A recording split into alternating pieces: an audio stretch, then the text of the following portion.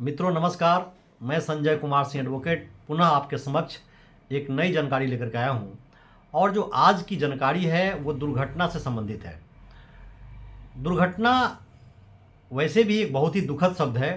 ईश्वर न करे किसी भी भाई बंधु मित्र शुभचिंतक के साथ ये घटना घटित हो, लेकिन घटित हो उससे पहले आपको क्या जानकारी रखनी है, इस विषय पे आज हमारा ये वीडियो है।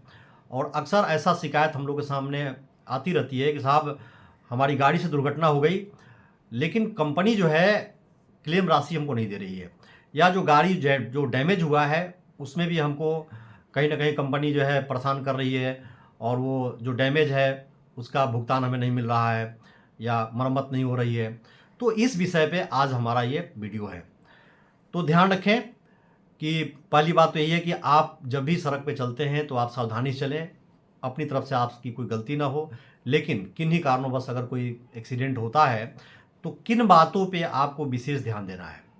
तो मित्रों सबसे पहले मेरा सलाह ये है कि चूँकि ये राय लीगल नहीं है, एक व्यक्तिगत हमारी राय है, और मैं इसलिए कह रहा हूँ कि लीगल नहीं है कि कोई कंपनी हमारे ऊपर ऐसा कोई क्लेम ना करे, कोई ब्लेम ना लगावे कि आपने ऐसी एडवाइस क्यों दिया है।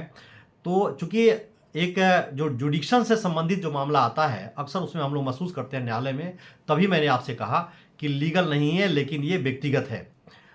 अगर ऑनलाइन आपने कोई इंश्योरेंस लिया है तो कई बार हमारी न्यायालय कहती है कि साहब ऐसा है, लोकल इसका ऑफिस कहाँ पर है ये बताइए। क्योंकि अगर लोकल ऑफिस आपका कोई नहीं है, कार्यालय नहीं है, तो वहाँ पे फिर हम लोग को दिक्कत आती है। तो पहला मेरा एडवाइस ये है कि आप जब भी किसी कंपनी को चूज कर रहे हैं इंश्योरेंस की, तो उसका जो आपके क्षेत्राधिकार में एक लोकल अगर कोई एड्रेस मिलता है तो ज़्यादा बढ़िया है। क्योंकि लोकल एड्रेस मिलने से क्या होता है, जुडिक्शन आपकी चालू हो जाती है। अदरवाइज जिस कंपनी का आप इंश्योरेंस कराते हैं, पता चला हम कानपुर में हैं और उसका मुख्यालय या उसका ऑफिस चेन्नई में है, और उसमें कंडीशन में लिखा हुआ है कि हाँ इसकी जो भी लीगल जुडिक्शन होगा वो चेन्नई में होगा, तो आपको दिक्कत आएगी। तो इसलिए मैंने कहा कि सबसे पहला प्रयास तो ये कीजिए कि जो आप इंश्योरेंस लेने जा रहे हैं, देखिए पहले उस कंपनी का लोकल आपका यहाँ पे अथॉरिटी है कि नहीं है। तो पहली एडवाइस तो ये है। दूसरी बात ये कि जैसे ही घटना घटित होती है उसी वक्त आप कोशिश कीजिए कि 1 2 3 आप फोटोग्राफ लीजिए, छोटी एक वीडियो बनाइए, और जो भी आपका रिलेटेड कंपनी है उसके टोल फ्री नंबर पे आप उसको शिकायत दर्ज कर दीजिए। क्योंकि होता क्या है, घटना घटने के बाद में आप 10 दिन 15 दिन अगर आप डिले करते हैं तो फिर कंपनी वहाँ पर आपको परेशान करती है। और वैसे क्या है कि जो उनका सर्वेयर होता है मौका मुआयना भी करते हैं। अगर मौका मुआयना नहीं करते हैं तो मान लीजिए सिटी के अंदर कोई घटना घटी तो वहाँ पर सीसीटीवी कैमरे लगे हुए हैं, तो वो भी एक आपके पास प्रूफ होता है। वहाँ आसपास में जो पुलिस फोर्स या ट्रैफिक के लोग हैं वो भी आपके विटनेस होते हैं। तो सबसे पहला जिम्मेदारी तो ये निभाइए कि आप जो भी जानकारी देंगे वो सही वो सत्य देंगे। और जैसे ही आपने वीडियो बनाया आगे पीछे का, क्योंकि गाड़ी आपका डैमेज हुआ है तो जिस गाड़ी से हुआ है उसका भी वीडियो आ जाएगा, और जो आगे की जो स्थिति है गाड़ी की जो आपकी डैमेज की जो पोजीशन है, जब आप सब कुछ जानकारी लेते हैं तो मैं समझता हूँ किसी भी सूरत में जो आपकी कंपनी है वो हिला हवाली नहीं करती है। और वहाँ मौके पर जो भी पुलिस या ट्रैफिक के लोग हैं उनका भी कोशिश कीजिए कि आप उसको पिक्चर में लाइए।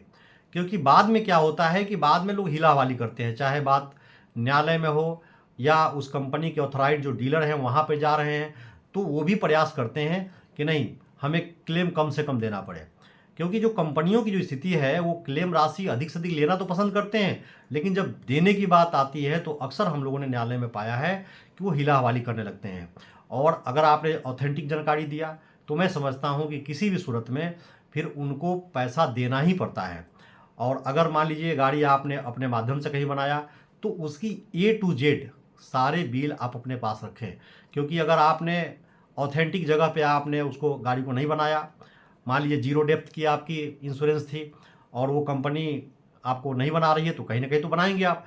तो ये भी ध्यान रखिए कि आप ऐसा नहीं कि हाँ आप एक ओरल कहीं आप पेमेंट करते चले गए और रिटेन में कहीं आपको कोई बिल नहीं मिला, कोई रसीद नहीं मिला, तो फिर आपको दिक्कत आएगी।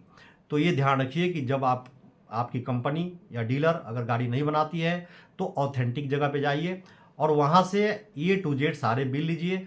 और आप चाहें तो फिर कंज्यूमर फोरम में अपने आप इस विवाद को पारितोषिक पाने के लिए आप जा सकते हैं, जहाँ मामूली एक फ़ीस होता है और वहाँ दाखिल होगा और इस मामले को सुलझाया जाएगा। और जो भी आपका जो टॉर्चर से संबंधित जो आपके मानसिक उत्पीड़न का जो होता है बनता है वो भी मिलता है।